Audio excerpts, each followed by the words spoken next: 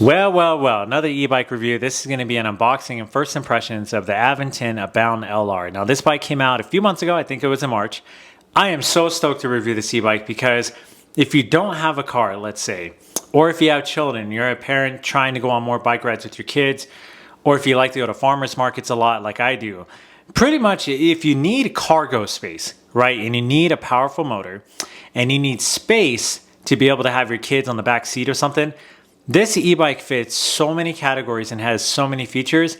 I think it may very well be the most functional e-bike I ever reviewed or am going to review out of many. I mean, because if you look at the e-bike market right now, a lot of them are for just commuting or just having fun. They're not really that replacement for a car type of e-bike. So that's what I'm stoked for this review with, is looking at this bike, okay, if you live in the city or you live in a town and you just don't have a car trying to replace that, especially during the summer months, I can't think of any other e-bike. So let's unbox this thing and then go on a first impressions ride. So funny how this happens to me every time.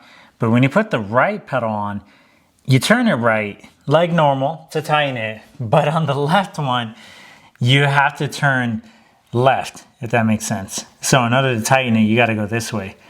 And it throws me off every single time. The easiest way to install these is, don't forget, in the accessories kit, they have this Allen key and they have this one, right? But there's no way this is gonna reach. So don't forget to use this one because it's the only way you're gonna have enough leverage to get all the way in there. The suspension C-post does have a preload amount you can increase or decrease. You turn it clockwise to increase or counterclockwise to decrease. So don't feel like all hope is lost if you sit on it and forget that. You can always make adjustments on how much cushion you want. But first impressions just on the build quality taken out of the box, I am highly impressed with the welding quality, the paint job, especially with this being all black, how cool it looks, how stealthy it looks. But one thing I'm really curious about with my first impressions ride is the suspension C-post and comfortability, because it looks much different than the Aventon Level 3 e-bike, that commuter bike that I reviewed not that long ago. That suspension C-post was a little bit wider. This one's a little bit narrower. So I'm hoping it's gonna be more comfortable for longer durations of rides. I have a feeling if I get a flat tire, these tires will be really easy to change the tubes because they're thick and you gotta inflate them to 35 PSI. They're rugged, but they're not as big as like typical fat tire e-bikes. So I just think in case I get a flat and whatnot, or there's any maintenance you gotta do, it's probably pretty easy. Thing about suspension, I don't know why anyone would have this locked. I mean, if you're gonna be riding a bike, you gotta have some suspension going. All right, I just gotta adjust the fork on the front wheel here, and I will get into the instructions of how all the controls work and the combination lock and storage.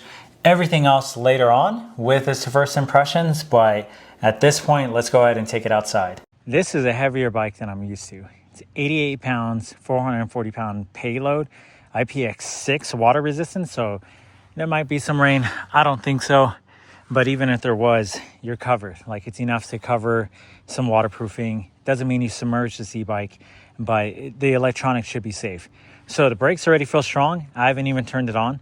But one of my big tests is going up big hills and going on really steep hills. I'll do later in the day, because with that much weight, and especially if you have a lot of weight, I mean, even if I just show you what I have on this bike right now, I have just a little bit of things for my trip, snacks and, you know, some kombucha and whatnot. But I want to make sure this thing can handle speed and stopping in an emergency, plus going uphill with that much weight. So all we're going to do is turn it on. Let's go ahead and just use it on eco. And I'm gonna have to change some of the gear selection as I ride, but let's see what it's like. So I made sure okay, I can tell already that this e-bike is a lot heavier even when I'm pedaling.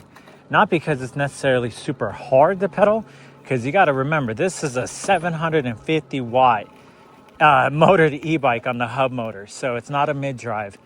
So even riding it on eco, this is nothing. For an 88 pound e-bike, man, this is easy peasy. Let me adjust my camera so you're just not looking at my skinny legs this whole time. But one of the things, and I gotta adjust the handlebars.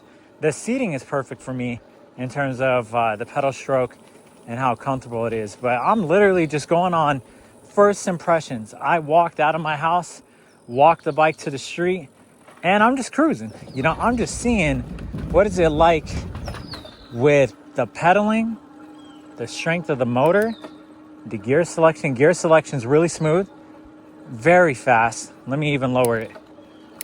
Oh yeah, those gears are shifting quick, despite how long that chain is.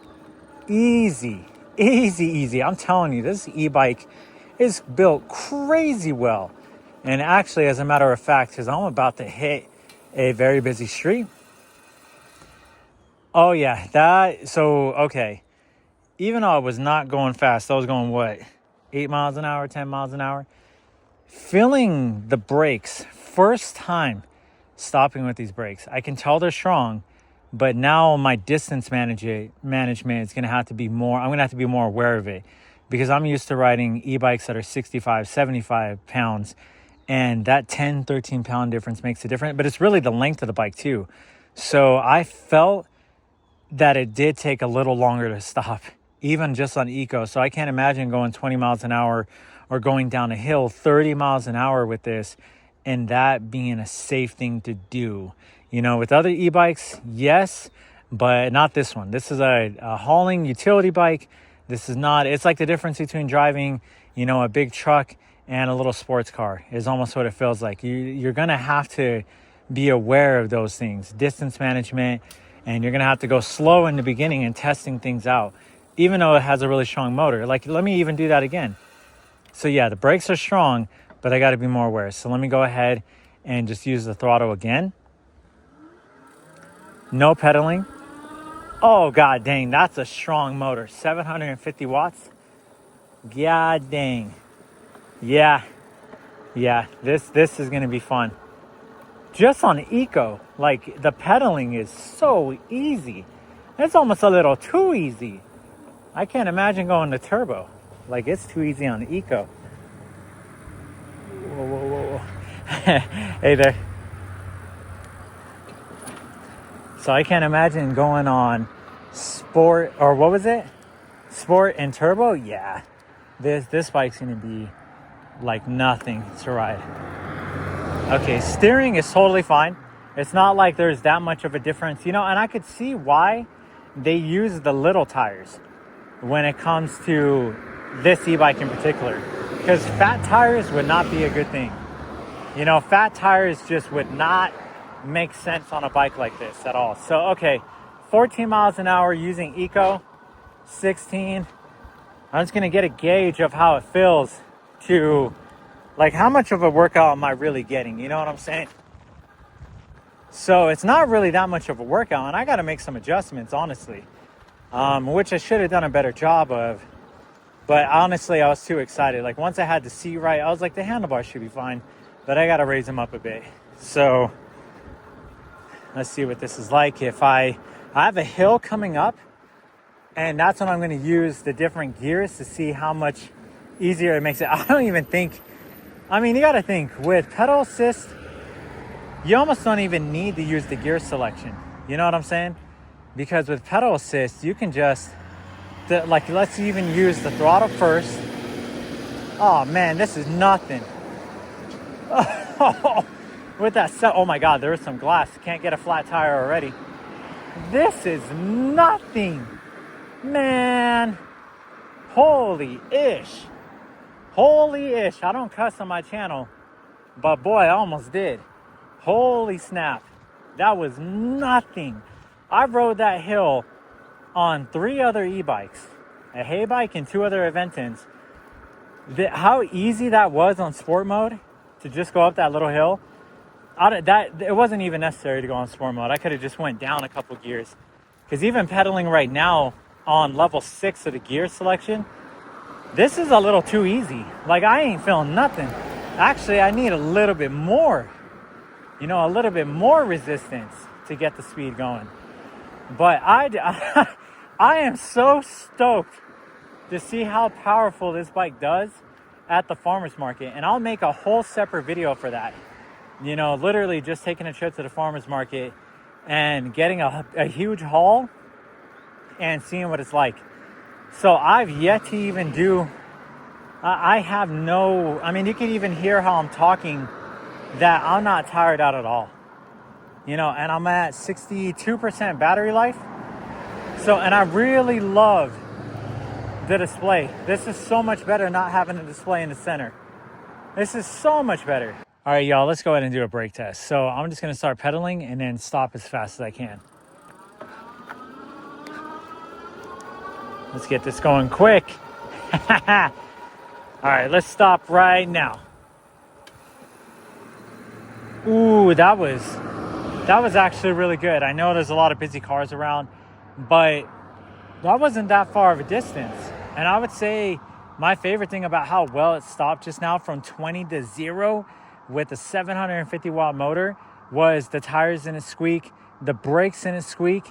I didn't feel any struggle with that. So that's pretty incredible for an 88-pound bike. All right, y'all, by the looks of this hill, you're probably thinking, oh, that ain't that steep.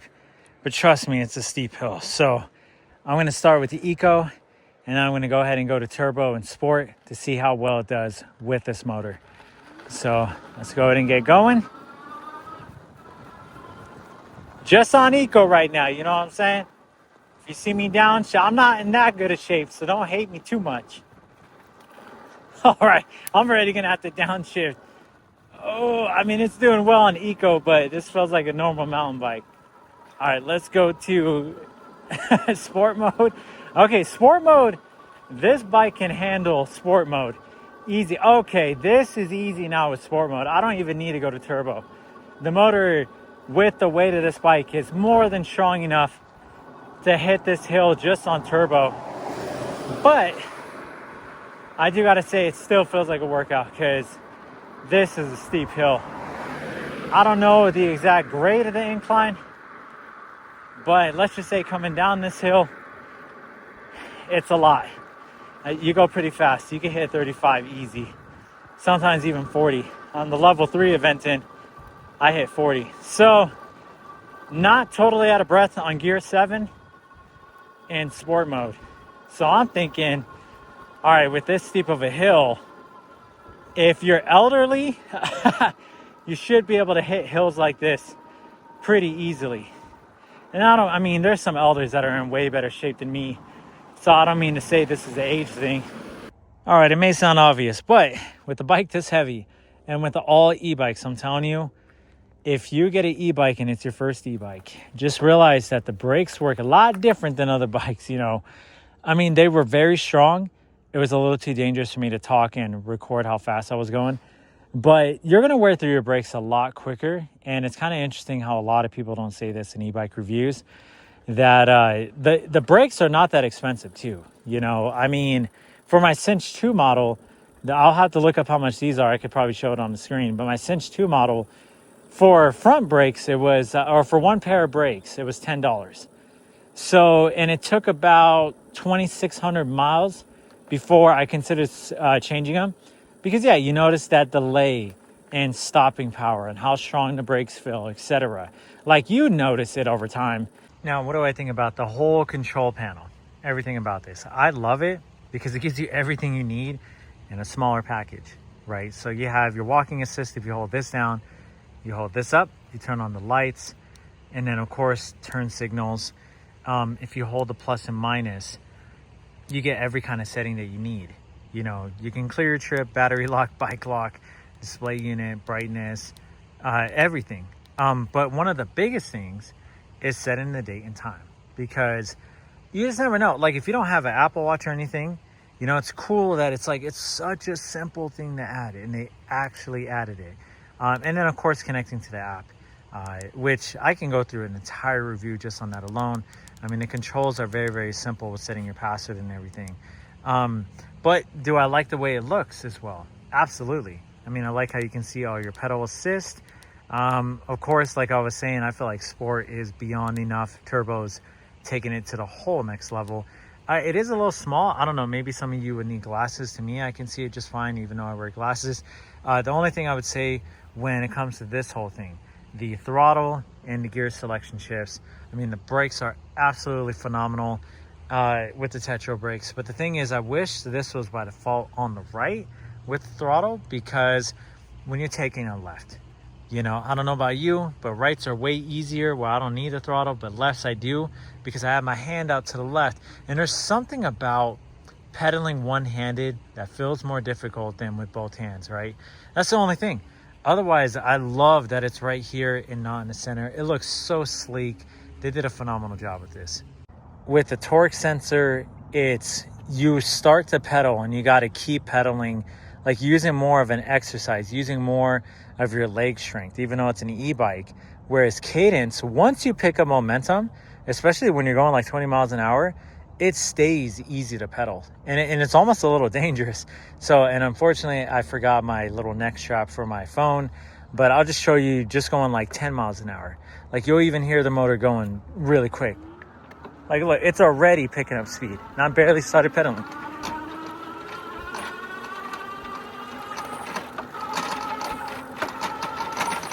Like you hear how the motor just stays, and I mean it's perfect cadence. It stays strong at that speed. Like you don't have to consistently, like with torque, put pressure, you know. And I know, like, even though it explains it, it really does feel that way. And so for me personally, even though it may drain the battery faster, is what I'm guessing I'm going to start to see, I like it on cadence a lot more than torque. So this is my fourth e-bike that I've been able to review, and the other three have either been a commuter bike or a folding e-bike. So 2 folding e-bikes and a commuter bike. And what I can say right off the bat is don't expect this specific e-bike, the Abound LR, to be, and it may sound obvious, but it's just a warning to anybody who may be getting their first e-bike, and it's gonna be the Abound LR, that this is not a bike you take sharp turns really fast on, or that you can ride a little crazy like a mountain bike for trails and stuff like that. You know what I mean? Because it has a powerful motor. I mean, you have a torque sensor and a cadence sensor, so you're able to really adjust how fast you're going to go by either tempo or by literally force with the torque and cadence sensors, and you feel it immediately, like as you saw in the first part of this video where I just did that quick test, literally the first ride test, and I was like, whoa, 750 watts, you can adjust it to 25 miles an hour within the app. You can't do it on the bike. You notice the power. But with that comes the responsibility, like Spider-Man, you know, like Uncle Ben would be saying. And I just know there's going to be a lot of families and whatnot that'll be using this bike to put their kids on the back, or how I'm going to use it mostly, especially when I get the accessories coming in for my long-term review and not just first impressions, is using this for farmers markets and big grocery hauls, and really coming from a perspective of, listen, if you don't have a car or nothing, but you want that bike that can do it all, this is definitely that bike. But again, it's not a commuter bike, it's not a folding bike, and you have to treat it as such. So with this being my first impressions review, that is the first thing I wanted to talk about in this section of the review is the ride. You know, it's super comfy with that suspension post. The balance on the wheels is incredible. These are not necessarily fat tires like you would see normally on a folding e-bike, but they've been able to handle trails. They've been able to handle a lot of bumps and a lot of like speed bumps on the road and whatnot with the ease to where it was not uncomfortable at all. The only uncomfortable thing with the ride, again, goes back to trying to take sharp turns or trying to turn around, as you can see in some of the B-roll I have right here. Like if you're in tight corners and like need to make sharp turns, it's really tough. It just doesn't feel the same. And then also, because the chain on the e-bike is so long, one of the other things is I noticed you are going to feel more of a workout despite the power of the e-bike being so strong, because it's almost a 90-pound e-bike. I mean, even if you just look at the specs, and we can go over that right now, the specs are 20 miles an hour, adjustable to 25. The range is up to 60 miles an hour, which I've been getting really close to so far in my testing of really seeing how accurate that is. The payload capacity is 440 pounds, but the weight of the e-bike is 88 pounds as it is. So, I mean, unless you take out the battery, you're going to take out some pounds. But one of the things, too, that I love besides talking about the ride, is the overall design of the bike. One of the biggest things that a lot of people don't talk about is how well does it do on water, right? So I'm not talking about submerging it, but the fact that but the fact that it's IPX6 water resistance means that, and I've only rode it in the rain once, and it was like a little bit of a sprinkle, but even if it was pouring rain, yes, you should not submerge this e-bike. Obviously, you should not ride it in downpour, extreme flood warning type of rain coming in. Other things about the build is how well the welding is and the frame. It's very sturdy. I feel like it's going to take a lot to even try to break this bike or wear it out. I mean, it's probably going to take a while before I even have to worry about greasing the chain or worrying about the gear components and anything like that, which I'll get more into when it comes to the brakes and overall settings and whatnot. But that is one of the best things about it, is overall design is super sturdy, and I know it's going to hold up really well for the long haul. So besides the ride, besides the design, one of my other favorite things is absolutely got to go to security features. So Aventon has its own ability to track, lock, and remote control your e-bike, not just within the app, but overall with geofencing and using 4G service to be able to see where this bike is at all times. And one of the things I would say that's kind of tough to get used to if you are going to lock your bike, let's say whether it's automatic or manual, is it locks the stand as well as the back tires. So the problem is, if you forget that you locked your bike and you're trying to move it, you're going to have to turn it on, use your passcode or whatever, unlock it, and then you can move the stand. That's one of the big things too, is the security features and everything within the app, which I can't even get into in a separate video because there's so many things. But as you can see in the settings, is you have total peace of mind with this bike on being the best possible theft deterrence e-bike I've ever experienced. The level 3 had amazing theft deterrence, but it's just because of how heavy the bike is, how you actually have this pouch over here with a lock as well, and you can adjust the combination to your liking so it's not just stuck at 000, obviously. And there's enough for me to fit my camera, some snacks, maybe a really small water bottle, obviously your keys, your wallet, especially if you have a little bag and you throw it in there. I like how much space there is for that as well, and the fact that there's that security feature too. So more bikes got to do this, you know, especially with just things going on with the economy right now and things being really tough. I mean, with that, and we have to talk about this, when you have nice things, when you have a good e-bike and whatnot, leads to you being a target of somebody wanting to take your stuff. This bike is really for anybody who wants fun with family and kids, because you can hold up to 2 passengers, and I'll show the payload limit right here. It's 143 pounds you can have on the back. So you can take your kids with this really easily when you have accessories, or if you're somebody who doesn't have a car and you live in a city or a town especially, this would be a great bike if you do Uber deliveries or anything like that, because you can hold so much on the back for cargo space and whatnot. And so it's really for those that are just going to use it strictly as a utility bike, not an adventure bike. So sure, I mean, if you wanted to, it can go hand in hand, right? You can have adventures with it as well as using it for utility. But yes, first and foremost, this is for hauling stuff. This is for having passengers. This is for the things that you just can't do with a normal bike because you don't have the space or the weight limits or the power of a motor. You know, it sounds so obvious, but I know some people, this may be their only e-bike, of course, and if that's the case, that's why you're going to get it. Like if you're looking for hitting trails more or using it just for daily commutes and you're not planning to have a lot of stuff on you, of course you're not going to get this bike. There's other options. I would go with the level 3 or folding e-bike, especially because you can take that with you on trips. That's one of the big flaws about this. Definitely not foldable. The weight, even if you put it into the back of a truck, it's just an exhausting bike to haul. Compared to the other folding e-bikes I've had, if there's any flaw I've noticed with this bike, because I haven't noticed a flaw, to be honest with you, there wasn't really anything I noticed where I was like, man, this bike sucks so far or anything.